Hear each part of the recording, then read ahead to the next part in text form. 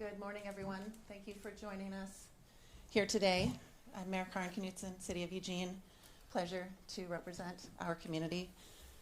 I want to first thank Governor Kotek, Congresswoman Hy, Senator Przanski, Senator Manning, Representative Lively, and Eugene City Council members, Kaczynski and Ye, who are here with us this morning, and especially our community leaders, because it is always powerful to see how Eugene shows up for each other and how we model the way, especially in difficult times.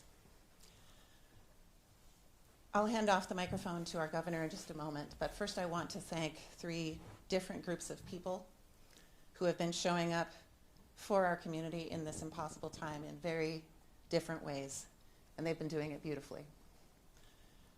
Navigating the landscape that has been created for us at the local level by a federal administration is a 24/7 job on all fronts. And generally speaking, you know that I want our attention to be focused on solutions and on our local community and how we can support one another. And so the continuous creation of conflict and confusion and harm by this administration makes that work very difficult. But we are still doing it, we're still showing up, we will still rise to the occasion. The first group of people who I want to thank are the legal observers and the neighbors who have been working to offer rapid response and support across our community. As I've said many times in this past year, our Spanish-speaking community, our immigrant and migrant neighbors, and our trans community have been bearing the brunt of this administration's attacks, but these are attacks on every member of our community. When they undermine our collective rights by attempting to isolate individual members of our community or groups of people, it is an attack on all of us. And our rapid response organizations and individuals and observation work locally has been a critical support to our community's stability. The second group of people who I want to thank this morning are our local law enforcement officers for their work to keep people safe at the federal building during protests this week. That has been very difficult work. Federal agencies and local police are not the same. Locally, we remain committed to public safety and de-escalation in any situation where our community members might be at risk. I know that there is fear and in some cases deep distrust in our community, and we have to continue to repair those bonds and work together. We have to be discerning in this work, and we cannot turn on each other. Finally, to all of the extraordinary peaceful protesters who have been showing up across our community, you are not doing anything wrong. Peaceful protest is a sign of health in a functioning democracy. It does not include property damage or vandalism or assault, and you know this. Those actions have real consequences, and people will be held accountable for them. I also want to say that similarly, I am working with our state partners and national partners to address accountability at the federal level for the excessive use of force against community members who are not breaking any laws. People are exercising their constitutional rights as they have absolute freedom to do. And we need to continue to support one another in this work. We do need more people standing together, getting creative, waving flags, volunteering, offering support, continuing to model the way for our community. And as our small business community showed in Eugene on Friday, there are many different ways to stand in solidarity. And it is much more important that we each look for ways to take imperfect action in some way than wait for the opportunity to have a perfect action that addresses all issues at once. We have to continue to move together and work together, and I'm confident that we will. I'm going to hand off the microphone to Governor Cotek. I so appreciate her willingness to be here and her support of our community.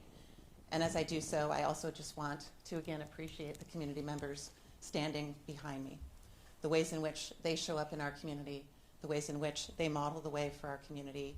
I'm grateful for their leadership. I'm grateful to be working with them as we deal with these incredibly challenging times. And I know that we will continue to stand together. So thank you. Governor. Thank you. Thank you, Mayor Kudson. It's nice to see everyone this morning. It's nice to be in Eugene. Thank you all for being here on a Sunday morning. I'm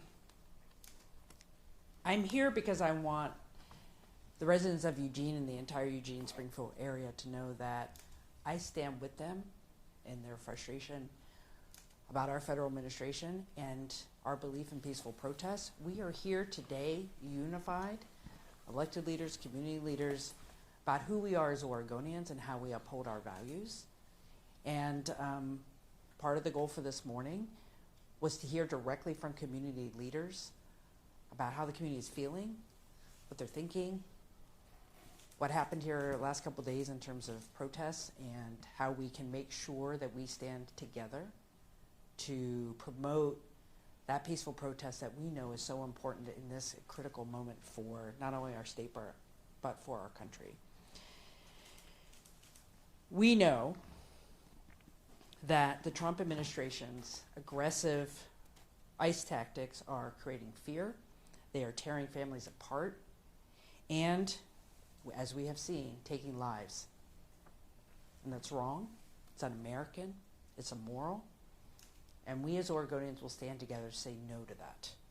It's a really important message for everyone to hear. We need to continue to say no to that type of activity. And I also want people to know that I stand in opposition to all those things because I believe that Oregon is a welcoming state. So to our immigrant communities, to our refugee communities, to our Black, brown, and indigenous communities, you should not feel unsafe. People here today are going to do everything we can to protect you and to stand together, united, against what is happening from our federal government. Peaceful protest is an important constitutional right. I would argue our ability to protest is in the DNA of Oregonians, and we are seeing protests across our state, here in the Eugene Springfield area, to Portland, to all across the state, where people are voicing their concerns in dissent on something they don't agree with. That is a constitutional right, and I fully support that. We have to effectively push back on the Trump administration, and that means freedom of speech and freedom of expression. It's also true that we can do that without breaking the law, damaging property, or putting other people at risk. And I think we as Oregonians know that. And my hope, and I would encourage all Oregonians to make that clear as we all navigate these very challenging times together. Because what the Trump administration wants is chaos. They want division. And we're just not going to give it to them. So I think it's really important for us as a community, as a state, to come together. I support Oregonians coming together to lawfully and peacefully stand up for what they believe in. And as I've said, the overwhelming majority of those protests have been peaceful and lawful. I also want to say I support local law enforcement in their job to hold people accountable when people go outside those lines and put people at risk, engage in criminal activity. I want us to support our local law enforcement to keep people safe during times of protest.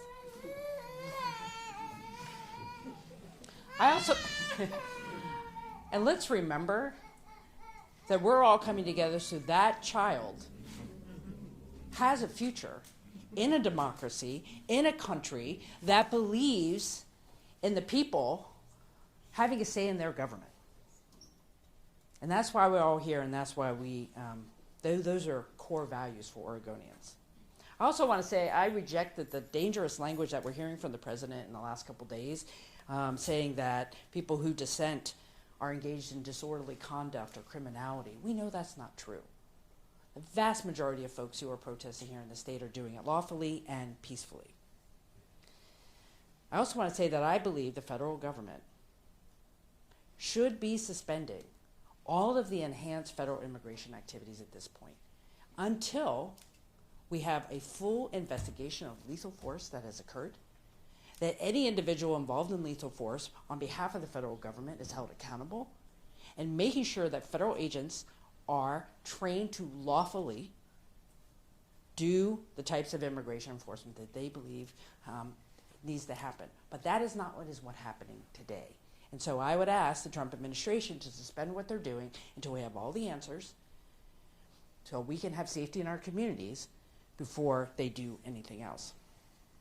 Finally, I know that Oregon will not be intimidated by the reckless federal actions and rhetoric that are coming from the Trump administration.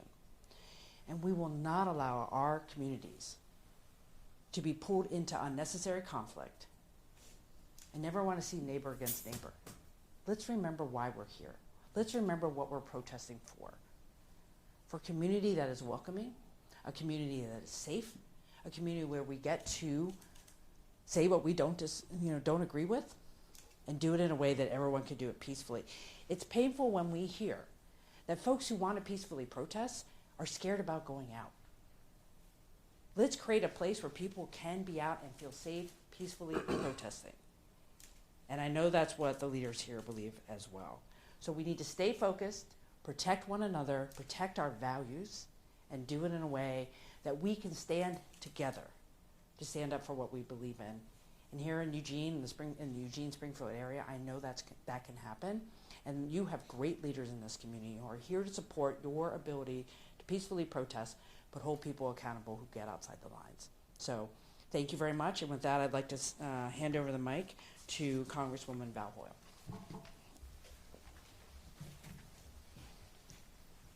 Thank you very much. First, I want to say I am dressed to get on an airplane because as soon as I leave here, I'm getting on an airplane to go back to DC, where we will be presented with a budget for DHS. I will be voting no until we can replace the current rendition of what ICE has become, because it isn't immigration and customs enforcement. I was in Minneapolis. I visited constituents who are in Tacoma. What we are seeing is people who are here legally, who followed the rules, who might have had a paperwork error, right? Who are being abducted. People who look like immigrants being abducted, being detained, being arrested for being brown, for looking like an immigrant. I am married to an immigrant. He is British. He doesn't feel like he's in danger because he isn't. So let's be clear what this is about. This is meant to instill fear in our community. And it's easy when you have fear, when you're angry at unjust things that are happening. And unjust things that are happening. Absolutely 100%. We have a broken immigration system. In 2004, the president said, do not pass this. I don't want to give Joe Biden a win. As a second-generation American, I can say my family would not be here under this current regime. They came as laborers. They came to do the work that no one else wanted to do. We need to fix our immigration system so that the people who should be here, who are doing the work, can come in. And the people that shouldn't be here, we should all agree, should not. But that's not what we're talking about today. What we're talking about today is the excessive use of force by the federal government, by ICE, by DHS, by Federal Protective Services. They will not react in the way that any other administration in our lifetime in this area has reacted. So, there's a few things. People have said, I was peacefully protesting. They were throwing tear gas. Why am I being held accountable for a couple of kids that were banging on a window? Because we all have to be accountable. Because we have to be disciplined. What people have said in Minnesota was that for 10 months they trained as constitutional observers so that they knew the law. Because if they don't break the law, if we don't break the law, that means they cannot gaslight us into saying that they are entitled and that they have a reason to bring more forces. Let me tell you, this is Eugene. I raised my children here. I am from here. And I do not want to see 2,000 to 3,000 ICE agents in Eugene because unlike Minneapolis, unlike Portland, unlike Chicago, we are a small city and they're looking at it. So are we held to a different standard as protesters? Yes. And we have to accept that. So peacefully protesting and not destroying property or being close to destroying property is important. Stay away from the federal building. That's all. It's simple.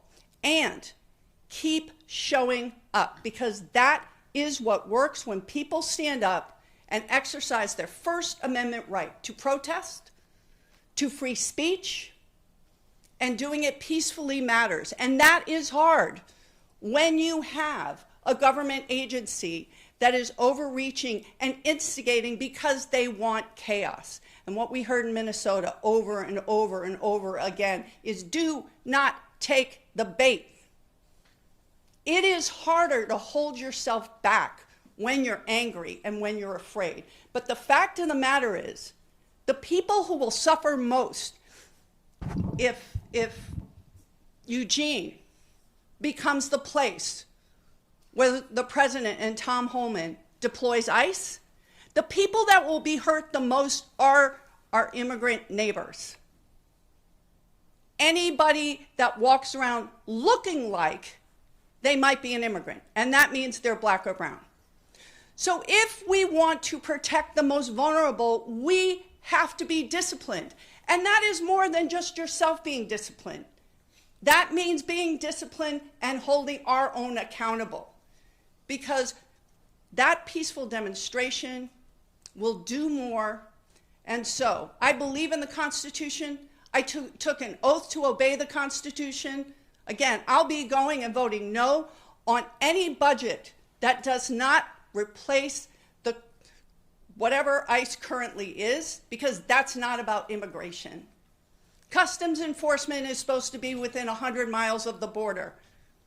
Last I checked, we're not within 100 miles of any international border in Eugene, Oregon. So life isn't fair, this isn't fair. There is federal overreach, and we have to be smart and disciplined. And I know the people here, and I know that we can do that. I know that we can stand firm. And we've seen it. We saw it in Springfield. We've seen it in Eugene. But again, don't give them a reason. I also want to take a brief moment to thank the Lane County Commission. Thank you, Commissioner Seneca, for being able to host this so quickly, because it's important that we're here to acknowledge the fear, the pain, the bravery that so many people have shown showing up to speak out. And we have to protect our most vulnerable, and that means do not give this administration a reason or excuse to gaslighting us into submission. But I will say something to the president and to anyone that wants to listen. We will not submit to anything illegal. We will not submit to our constitutional rights being taken away. And we will do it. We know how to protest. Eugene's been protesting for a very long time. All I'm saying is we must hold our own accountable. It has never been more important. Thank you. And I think I hand this to Senator Manning. Thank you, Congress, Lady Hoyle. Governor, Mayor, Chair Seneca, we got school board members here, my colleagues, Senator Pazanski and Representative Lively, of course, our great mayor, and our fantastic governor. Thank you, Governor, for making the time to come down here. I'm the senator from Senate District 7, which includes North and West Eugene, Bonita, Elmira, and I am honored to serve the people of not just my constituency, but all of Oregon. Don't take the bait. You've heard that. Don't take the bait. I served in public service a long time. I'm a former penitentiary corrections officer, former police officer, railroad special agent. I served 24 years active duty United States Army.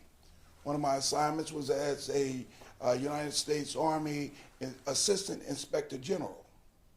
I have a background in investigation and observations. I attended the Oregon Nurses Association vigil they had the other day. And one thing that I noticed, and there's a pattern, The people that were there for the vigil stood firm. They were there for a reason. They were there to render respect to a colleague that was brutally murdered on television. Regardless of what, try to put a spin on it, your eyes saw it. Everybody saw it. The world saw it. When the young lady was driving down the street in Minneapolis, if you look at it frame by frame, the ICE agent pulled out his weapon before she even got close to him, and he stood over and shot her in the face and subsequently 2 more times. That's execution. That's murder. These people are doing these things with impunity. They feel like they can get away with it, and yes, they are. Don't take the bait. Here's what I mean by don't take the bait. When I saw at the ONA vigil, everybody, all of the nurses and responders that were there for stood firm to what they were doing. There was a group splattered out, individuals.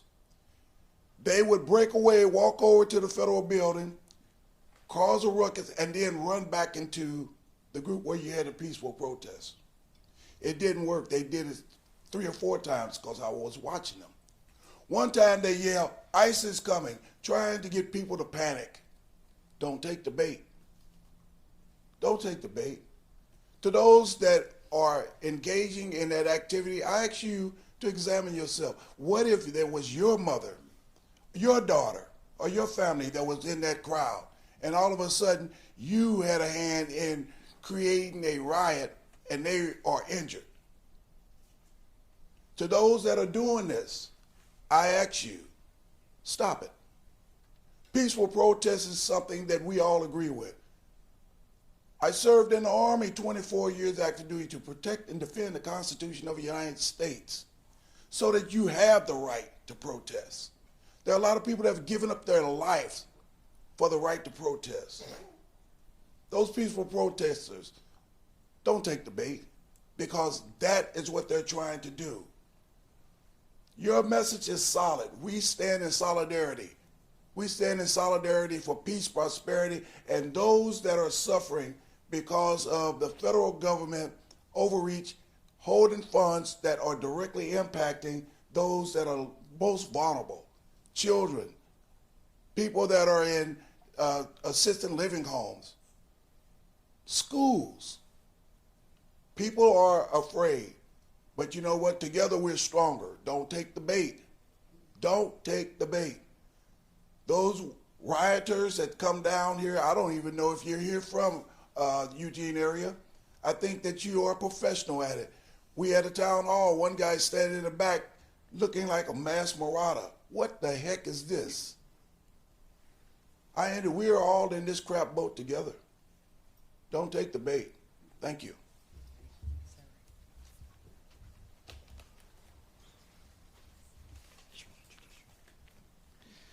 Good morning. I am Dan Bryant. I'm an ordained minister of the Christian Church Disciples of Christ. Recently retired. I'm the last speaker. I think I was offered this spot to give the benediction. It is Sunday morning, church time. I am a preacher, but I'll refrain because I feel like I've already heard a couple of sermons this morning. I want to offer a different perspective. I began my career serving for in the overseas ministries of my denomination in West Berlin. I hadn't thought about it until this particular moment, but for those 3 years, in a sense, I wasn't an immigrant. I worked in a local congregation and then for Action Reconciliation Service for Peace. Action Reconciliation was formed by leaders of the Confessing Church of Germany.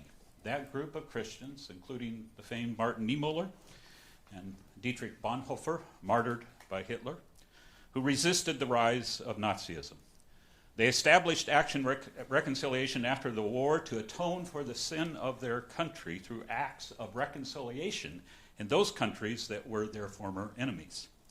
As part of my training for that work, I spent a week working with 30 German young adults in Auschwitz, visiting with 2 survivors of that camp while we were there. From that experience and getting to know the colleagues of Bonhoeffer and Niemöller, I learned 3 things.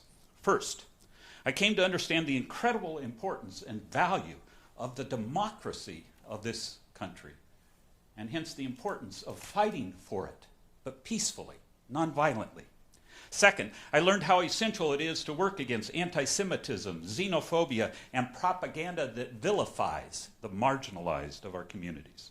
And third, I discovered the importance of using nonviolent resistance whenever the power of government is used to dehumanize and terrorize its own people. That experience, along with the teaching of the great spiritual leaders from Jesus to Mahatma Gandhi, Martin Luther King to Cesar Chavez, Sister Teresa to Rosa Parks, has taught me and so many others that what is true and good in this world is not wrought by violence, but through acts of mercy, love, and justice. Eugene is a community of good people, good leaders, as you see here before you. Neighbors who, as in Minnesota, watch out for one another. The immigrants who live here are also our neighbors, the vast majority of which are hardworking, decent people who deserve our care and support in this time. My daughter, who studied Bonhoeffer in college, calls this our Bonhoeffer moment. It is indeed a moment when we must stand together lest we fall apart, when we must speak out for those who have been silenced, when we must respond to acts of violence with nonviolent resistance, when we must treat all others the way we want to be treated, when we must replace injustice with justice, cruelty with kindness, hate with love. May it be so.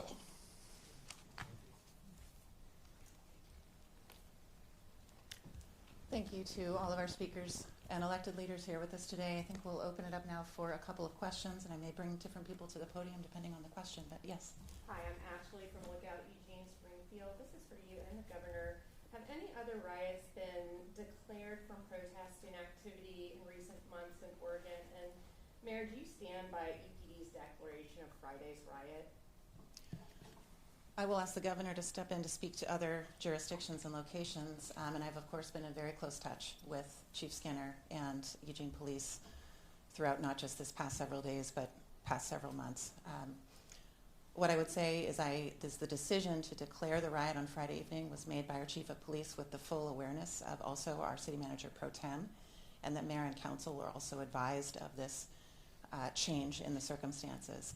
And I want to be clear about what created that change in circumstance. What created that change was the moment that windows at the federal building were broken, and there was the effort to engage with the building and attempt to enter the building.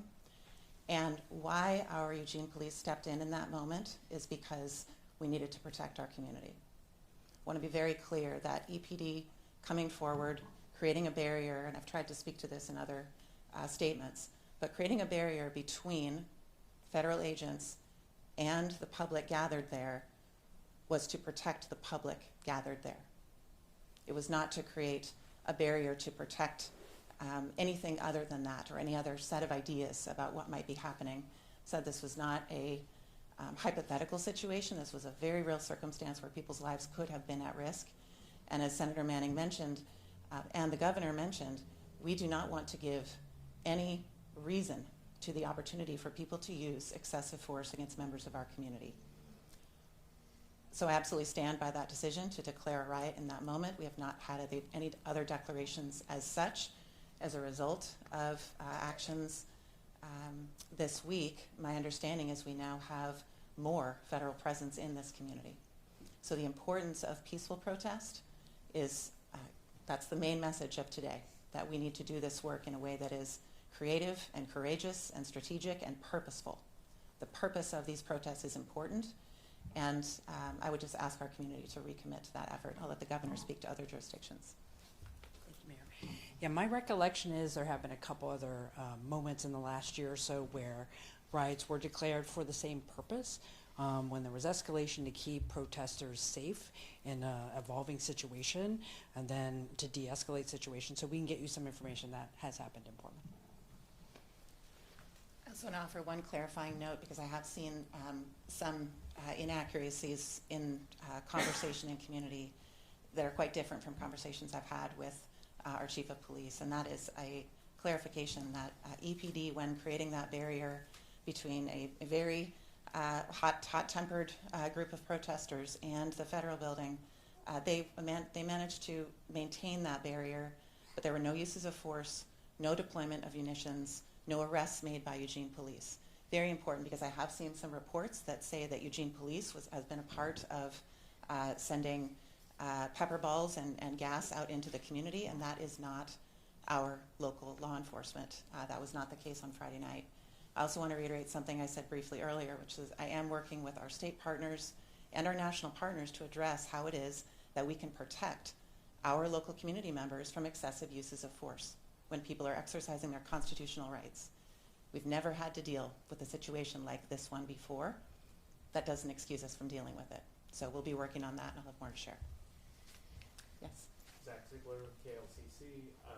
I'm wondering if either of you, based on what the president said on Truth Social, he said he would require a request of local government to send federal authorities for help with protests or riots. Do either of you have any intention of really ever requesting federal help with such an incident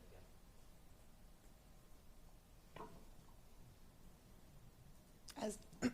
As has become too familiar, that was an incredibly strange communication from the president. We have no intention of requesting federal forces in our community. For those of you who are following along at home, Eugene is a fantastic little city. We're mostly known for ducks and agriculture and forests, and a really fantastic sense of gritty endurance. That's who we are as a community. We have no intention of requesting federal support, and I found that communication to be quite odd, given that a statement about not invading cities with federal forces is how it should be. So I find it unfortunate that the name of our city was used. And also, we're going to continue to do really good work here. And we have a great collection of local leaders and local capacity and community members who are going to support us in that effort. I will echo what the mayor is saying. I have no intent of asking the federal government to intervene in our community affairs here. If you recall, when the president said we needed to have the Oregon National Guard federally deployed in the city of Portland, I forcefully pushed back on that, as did local leaders there. The courts agreed there was no need for any kind of federal troops. So I have a lot of faith in local law enforcement. I also have primarily a lot of faith in Oregonians to peacefully protest and let their voices be heard. I also thought that was an odd posting. The reality is we can take care of our own situation here. And even the idea that that would be a norm, that the federal government would be in our communities without our consent, that's how it should be. And I'm glad the president agreed. I will say one thing. Not that you asked me, but I'm going to say it.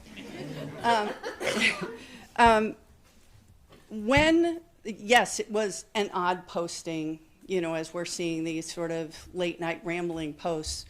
But understand that when the president puts someone's name or a location out, it puts a target on our back.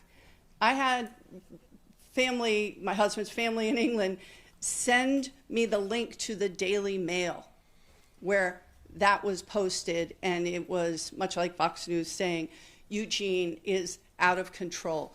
Understand that there are people that take that as a reason to come here to cause dissent.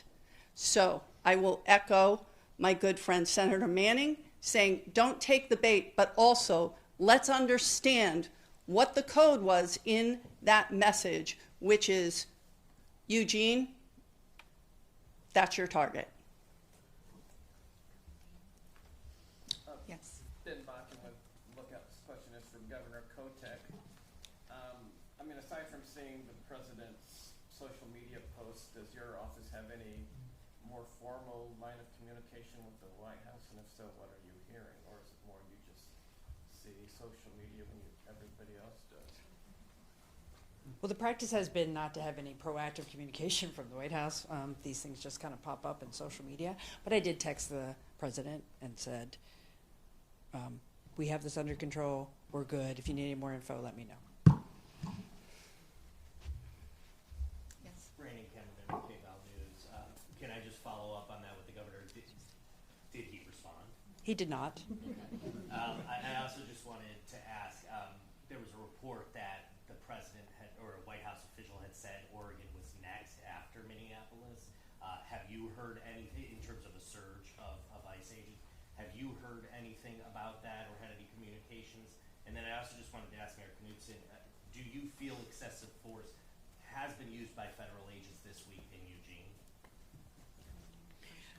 Well, I will say I do believe excessive force has been used also last night in Portland. Let's remember, in 2020, after the murder of George Floyd and after very considerable conversations in the Oregon legislature, we have rules of the road in our laws here in the state of Oregon about how law enforcement should interact in mass events like that. And people have been trained across our state. Our local law enforcement understands our laws. They are trained. They understand the constitutionality of free speech. And I have a lot of faith that they know how to interact in a lawful way with folks who are expressing their opinions in a public setting. For the president, I do believe these are threats. To say we're coming for you. What has happened in Minnesota is unconscionable. The proportion of federal agents to local law enforcement is a considerable concern. I stand with Governor Walz and what he's been trying to do to calm the situation, as well as the mayor of Minneapolis. It is true that this administration is targeting states that didn't vote for him in communities that don't agree with him. That is un-American, it's undemocratic, and what we can do to protect ourselves is peaceful protest. Let us not give any reason or rationale that he could claim the Insurrection Act. There's no insurrection going on in Oregon. When there's a problem, local law enforcement holds people accountable, and we continue to have peaceful protests. And that has been what is happening, and that should be what continues to happen in our state, and we need to protect each other by maintaining that. I'll add that there was certainly an aspect of deja vu in these past couple of days, because when I was standing with our Portland Metro mayors in early October, and there was a sort of social media campaign to paint a picture of reality in Portland, which was absolutely not the case on the ground in that community. It was very important to simply state the facts that there's no insurrection occurring. There is no emergency here. There are not conditions that would require any outside influence or sending of federal forces into our community. And we have to continue to speak to that reality, because we are dealing with a circumstance where others are spreading misinformation and disinformation about reality on the ground. Our community is really strong in the sense of interconnectedness and relationships that we have here. I want to encourage everyone to recommit to using their personal points of connection, trusted hubs for information, not just reading what they see on the internet, because that churn cycle and tumble dry experience is not really helping us to deal with this. But we've got this. Eugene is good. As far as the use of excessive force and a question about whether or not I think that has occurred, I'm very concerned about the reports that I've seen from these last handful of days, and especially last night. The reports of federal agencies shooting pepper balls off of the federal building's property across the public right-of-way towards, I don't even know whom, but I have real questions about whether or not that it could in any way, shape, or form be described as addressing a credible threat. And I have encouraged people even this week to be strategic about distancing themselves from the facade of that building, because we do not want to give any cover for misinformation about why excessive uses of force against our community members is legitimate. So I will be following up specifically on that issue of pepper balls flying and tear gas being used excessively. Those tactics are harmful to our broader community. They are not just localized to this one block. in downtown that certainly has a lot of energy around it. But we have to work on the mechanisms in our state and across this country to hold federal agencies accountable for excessive use of force. And we will talk more about that in the next several days. Yes. My name is Sierra with the Register Guard newspaper. I wanted to ask about the federal arrest or detainment that we've seen in town last week, and if any state or local officials have been able to investigate those arrests and kind of what we know about them. I do not have any information about the arrests that FPS have made or DHS has made at the federal building this week. My understanding is that there were 2 arrests made last night, but I do not have any information about them. And Eugene Police has not been involved with any of that work. So we're dealing with, again, an administration and agencies that are not communicative about these circumstances, that are not oriented towards de-escalation or the restraint in use of force. And we're just having to do our best to navigate that. Dan from Coin 6. This is more for the governor. Do you have the state police on standby for maybe here in Eugene, also in Portland, if they're needed? Well, Superintendent Kotek of the Oregon State Police has joined us for the community conversation this morning. We are one state. We are available for mutual aid when necessary, and we have not been asked by the Eugene Police Department for mutual aid at this point. But again, we are going to address this as one state. We're going to learn from this situation and continue to evolve and keep everybody safe. And I do depend on the Oregon State Police for guidance and making sure we are working in close alignment with local government and local law enforcement so we can keep everybody safe. Following that, are we looking at a potential curfew if protest activity and unrest continues in the following weeks? And what other resources are going in to help with public safety? I will remain in close conversation with Eugene Police, with our Police Chief Skinner, and our city's executive leadership around all decisions related to maintaining public safety in our community. I think part of that question reiterates why we're here today, because peaceful protest is a right that we all hold. It's incredibly important, and it's incredibly important that we also in community are leading each other and holding each other accountable to that standard of peaceful protest. I've been reflecting on this the past couple of days. It's been in my mind for over a year. What makes peaceful protest and nonviolent resistance so difficult is that you are not receiving a peaceful response. You are not being treated nonviolently. That's what makes that commitment and that work challenging in community, is that there is a sense of there being an aggressor or someone who feels entitled to use excessive force. We also know that mass peaceful protest and collective shared resistance, that purposeful work in community to demand a better future, this is effective. We know that mass sustained peaceful protest is the path to durable social change, and that's what our community is going to stay focused on. I will not speak broadly to hypotheticals because it is one of the things about this circumstance that is impossible. We've highlighted a number of challenges that we're dealing with in our circumstances locally, but the vast majority of people who are engaged are peacefully protesting, and there would be no reason for us to call a curfew for peaceful protests. If there are other circumstances that occur, certainly we will adapt to those circumstances and we'll make decisions as we have to.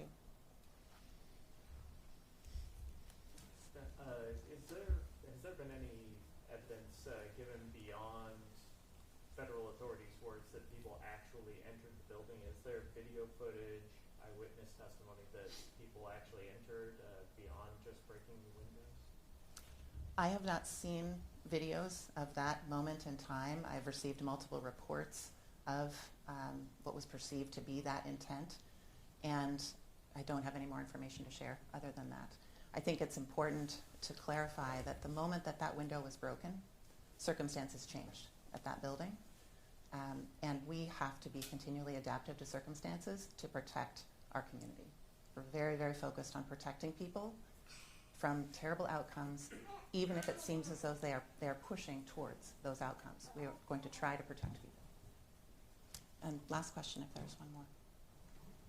Yes, Ben. Could you elaborate a little bit more on the accountability piece with holding the federal government accountable, and what tools does the city have in working with state and local partners to accomplish that? What's it look like?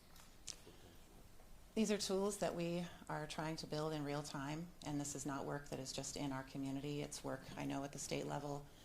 As our senators and representatives shared just last weekend at a town hall, there are legislative concepts and bills that will come forward in this short legislative session that are oriented towards improving safety within our community and protecting people from the actions of ICE and from excessive use of force, and to hold people who are using excessive force accountable.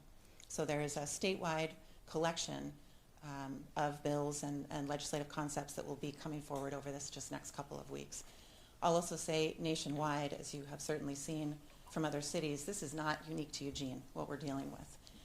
Other cities and much larger cities have been dealing with a much larger problem and a real presence of a significant number of federal troops and agents in their communities for most of this year. And those communities have also been working on ways that we can lawfully hold federal agents accountable for excessive use of force. So mayors have to network and work together to actually assemble these rafts of solutions. No one has ever had to do this before. We've not had to deal with a federal government operating in this way in relationship to local communities. But again, just because it's never happened before doesn't mean we won't deal with it. And I do have a lot of faith in my colleagues, and we'll be working with them closely to hold people accountable. Thank you. And I just want to thank our mayors and local elected leaders who have been collaborating and communicating with each other of how to navigate this very challenging moment in our nation's history. Until Republicans, the Republican majority in Congress, holds the president accountable and the Department of Homeland Security accountable to their use of force in the pursuit of their agenda, it is going to be up to states, governors, legislatures, local government leaders to come up with ways to protect their residents, their citizens. I will be supporting and working with Oregon lawmakers in the session that starts tomorrow to look at additional tools. Right now, we can't keep people from putting masks on from the federal agents. Can we change that? How do we hold people accountable? And I do want to point out the Attorney General in our state, along with other district attorneys, have said no one is above the law. They are going to prosecute when and if they can to hold people accountable. Our goal is to not give them an opportunity to hurt people. And so back to the point of the general message here today is we have a lot coming at us as a state. Oregonians are going to stand together, unified in a smart, peaceful fashion, to stand up for what we believe in so we can keep each other safe, because that at the end of the day is what we want. We want people to be safe, we want our communities to be safe, and we want our communities to be able to thrive. And I have a lot of faith in the leadership here locally and across the state who can get that done. So thank you for being here today. I thank the mayor, all the leaders here. Oregon is in good hands. We will take care of ourselves and our neighbors, and that is really important right now. So thank you.